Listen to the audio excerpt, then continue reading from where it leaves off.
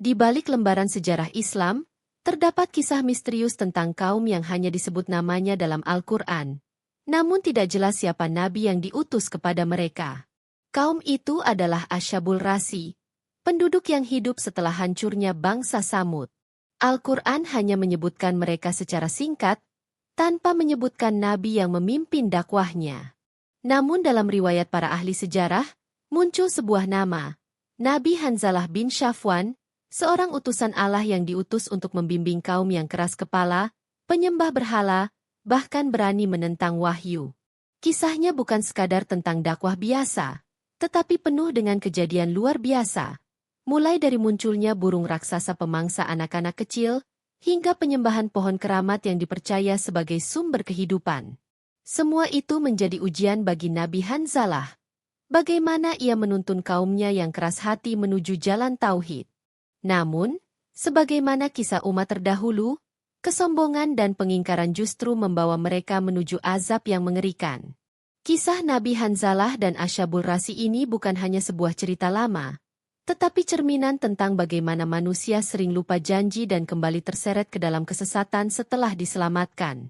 Dan di dalamnya tersimpan pelajaran besar tentang iman, kesabaran, dan akibat buruk dari kedurhakaan.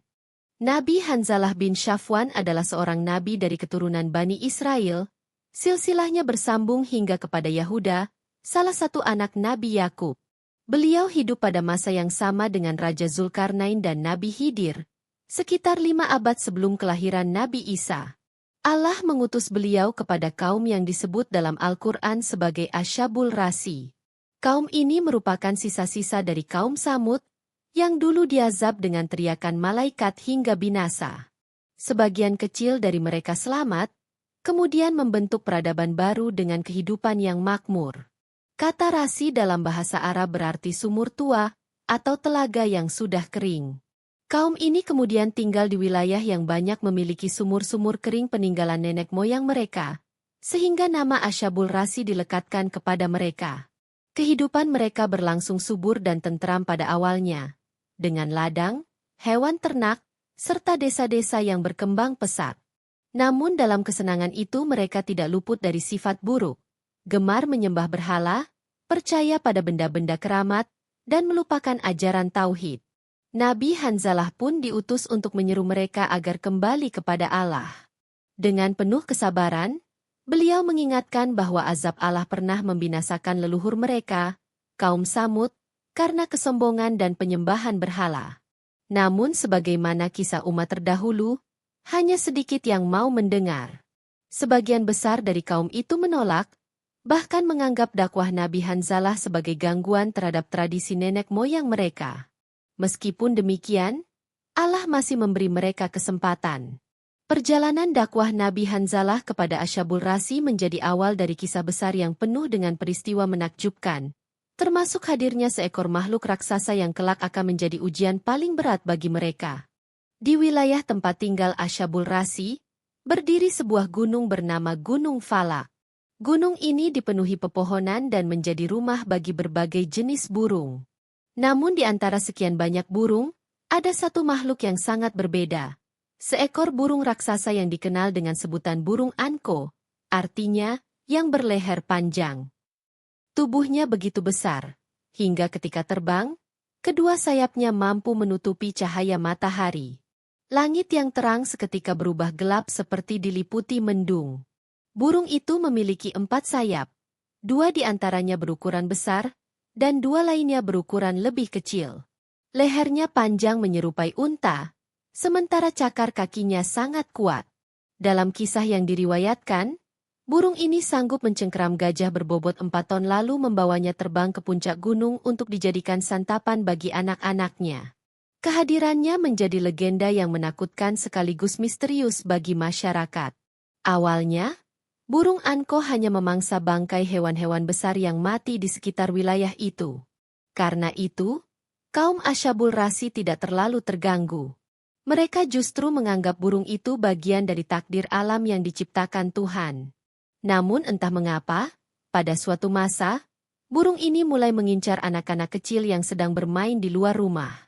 Cakar raksasanya menyambar dengan cepat, meninggalkan duka mendalam bagi keluarga yang kehilangan buah hati. Sejak saat itu, ketakutan menyelimuti kaum Asyabul Rasi. Para orang tua melarang anak-anaknya keluar rumah, sementara langit selalu diawasi dengan cemas. Burung raksasa itu seolah menjadi simbol azab yang siap menerkam kapan saja. Dalam ketakutan yang tak berkesudahan, akhirnya mereka berbondong-bondong menemui Nabi Hanzalah, memohon pertolongan agar diselamatkan dari ancaman makhluk menakutkan itu. Ketakutan kaum Asyabul Rasi semakin menjadi-jadi. Burung Anko bukan hanya legenda, melainkan ancaman nyata yang merenggut nyawa anak-anak mereka. Dengan hati gelisah, mereka datang menemui Nabi Hanzalah. "Wahai Nabiullah," kata mereka, "selamatkanlah kami dari burung raksasa itu, karena setiap hari hidup kami diliputi ketakutan." Mereka berharap sang Nabi dapat menyingkirkan bencana ini dengan kuasa doa yang Allah berikan. Nabi Hanzalah menatap mereka dengan penuh wibawa. Ia tahu betul bahwa kaum ini selama ini masih bergelimang dalam penyembahan berhala dan jauh dari jalan tauhid. Maka beliau menetapkan sebuah syarat. "Aku akan memohon kepada Allah agar burung itu dimusnahkan," ujarnya, "tetapi berjanjilah kepada Allah untuk meninggalkan berhala-berhala kalian. Jangan lagi menyekutukannya, dan sembahlah hanya Dia semata." Kaum itu pun serentak berjanji, meski di hati sebagian masih diliputi keraguan. Setelah itu, Nabi Hanzalah mengangkat tangannya, berdoa dengan penuh kerendahan hati. "Ya Allah," pintanya, "matikanlah binatang ini dan putuskanlah keturunannya. Selamatkanlah umat ini dari teror makhluk tersebut." Doa itu melambung ke langit, seakan mengguncang bumi yang menyaksikan peristiwa agung. Sesaat kemudian, tanda-tanda kebesaran Allah tampak jelas di hadapan mereka. Tiba-tiba, burung Anko yang sedang terbang tinggi di angkasa menjerit dengan suara menggelegar. Tubuhnya terbakar api yang muncul dari kehendak Allah, lalu jatuh bergemuruh ke bumi bersama anak-anaknya. Dalam sekejap, burung raksasa itu musnah tak bersisa. Kaum Asyabul Rasi bersorak lega, seakan terlepas dari cengkeraman maut yang selama ini menghantui. Sejak hari itu, sesuai janji mereka, kaum tersebut mulai meninggalkan sesembahan berhala. Mereka bersujud hanya kepada Allah, setidaknya untuk beberapa waktu. Nabi Hanzalah pun bersyukur, meski jauh di dalam hati, beliau tahu ujian bagi kaumnya belum berakhir. Sebab manusia sering lupa janji ketika bahaya telah sirna. Setelah burung Anko musnah, kaum Asyabul Rasi merasakan ketenangan untuk pertama kalinya. Mereka tidak lagi hidup dalam ketakutan. Anak-anak dapat bermain bebas, dan kehidupan sehari-hari berjalan seperti biasa. Pada mulanya, mereka menepati janji untuk hanya menyembah Allah. Sujud dan doa-doa mereka terangkat, dan Nabi Hanzalah merasa dakwahnya mulai membuahkan hasil. Namun, waktu berjalan, dan sifat manusia kembali diuji oleh hawa nafsu serta bisikan setan. Setahun atau 2 tahun setelah peristiwa itu, kaum Asyabul Rasi mulai melirik kembali pada kebiasaan lama mereka.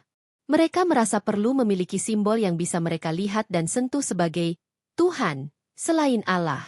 Maka mereka menemukan sebuah pohon besar bernama Sanaubar, sejenis pohon pinus tua, yang tumbuh megah di perkampungan mereka. Dari bawah pohon itu mengalir sebuah mata air jernih, seolah-olah pohon itu menjadi sumber kehidupan. Mereka pun mulai meyakini bahwa pohon tersebut memiliki kekuatan gaib.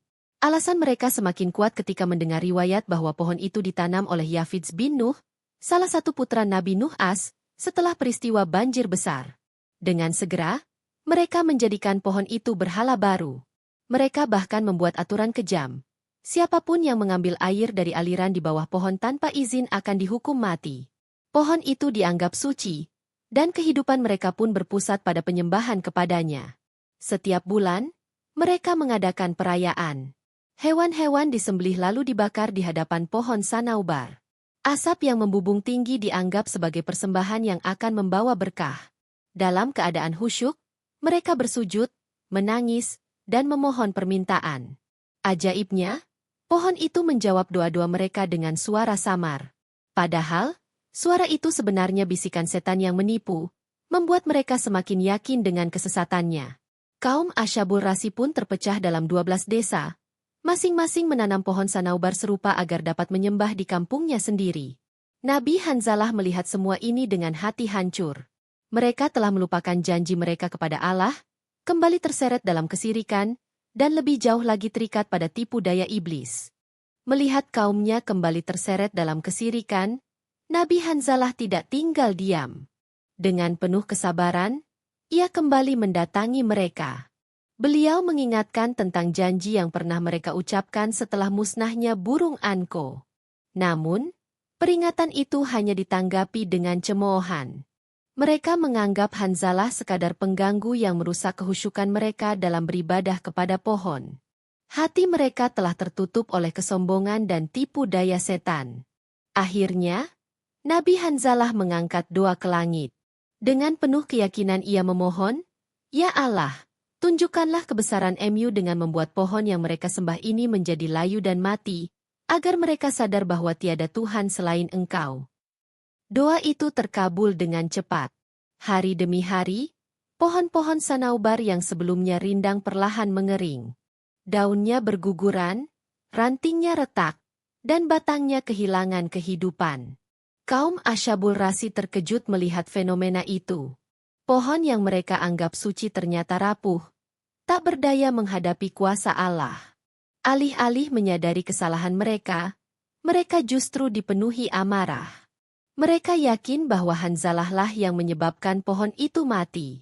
Kebencian pun tumbuh, hingga mereka bersepakat untuk menyingkirkan nabi yang dianggap pengganggu itu. Namun, mereka tidak ingin membunuhnya secara langsung. Mereka menginginkan kematian yang pelan, penuh penderitaan. Maka dipilihlah sebuah cara keji. Nabi Hanzalah ditangkap, lalu dimasukkan ke dalam sebuah sumur tua yang sudah kering. Mulut sumur ditutup dengan batu besar, hanya menyisakan lubang kecil untuk udara. Mereka meninggalkan beliau di sana dengan harapan ia akan mati perlahan karena lapar dan haus. Sungguh, perbuatan itu mencerminkan betapa kerasnya hati mereka. Nabi yang diutus untuk menyelamatkan justru diperlakukan seperti penjahat. Namun Allah tidak pernah meninggalkan hambanya yang setia. Pertolongannya akan datang dengan cara yang tidak mereka sangka-sangka.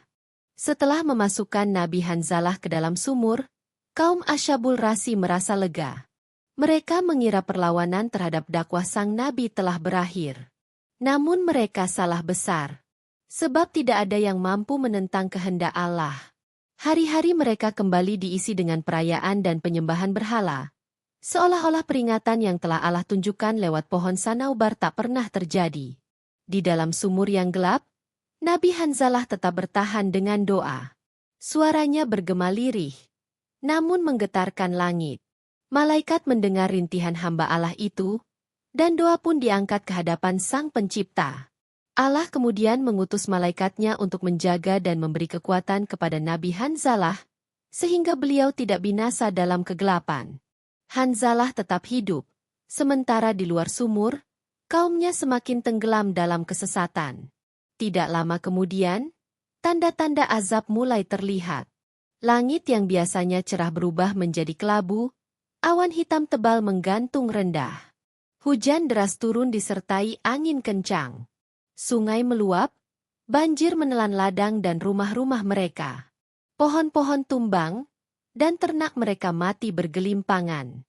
Kaum Asyabul Rasi berlarian mencari perlindungan, namun sia-sia. Tidak ada tempat aman dari murka Allah. Ketika badai belum reda, datanglah petir menyambar dari langit. Suara dentumannya membuat bumi berguncang. Satu demi satu desa mereka hancur lebur, hanya menyisakan reruntuhan. Orang-orang yang dahulu berbangga menyembah pohon kini menjerit minta tolong. Namun tidak ada lagi yang dapat menyelamatkan mereka. Kesombongan mereka akhirnya berbalik menjadi kehancuran. Demikianlah akhir kaum Asyabul Rasi.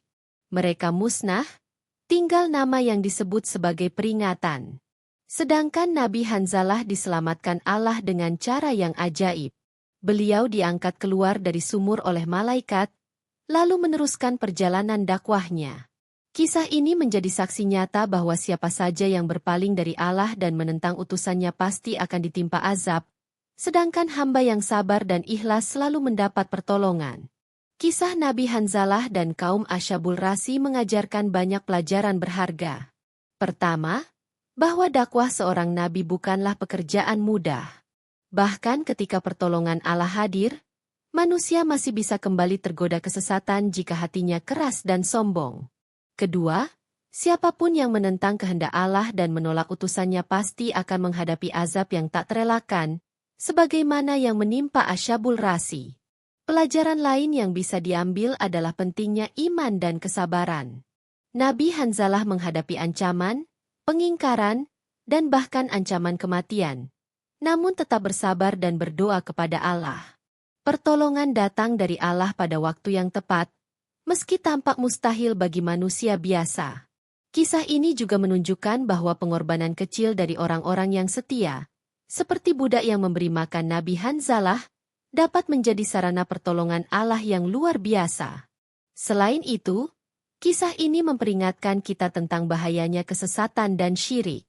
Kaum Asyabul Rasi yang kembali menyembah pohon keramat melupakan janji mereka dan menolak kebenaran, sehingga membawa mereka pada kehancuran. Bagi umat kini, ini menjadi peringatan agar tidak mudah terpesona oleh simbol-simbol duniawi atau hal-hal yang menipu mata dan hati, melainkan selalu mengingat dan menyembah Allah semata. Akhirnya, kisah ini menunjukkan kebesaran Allah yang meliputi segala sesuatu. Segala musibah dan azab datang darinya, dan keselamatan hanya diperoleh melalui iman, takwa, dan ketaatan kepada perintahnya. Nabi Hanzalah menjadi teladan bagaimana seorang hamba Allah harus teguh dalam menghadapi kesulitan, tetap sabar, dan selalu menyerahkan urusan kepada Sang Pencipta. Semoga kisah Nabi Hanzalah dan Asyabul Rasi ini menjadi pengingat bagi setiap insan, bahwa iman, kesabaran, dan ketaatan kepada Allah adalah jalan keselamatan, sementara kesesatan dan kesombongan hanya membawa kehancuran.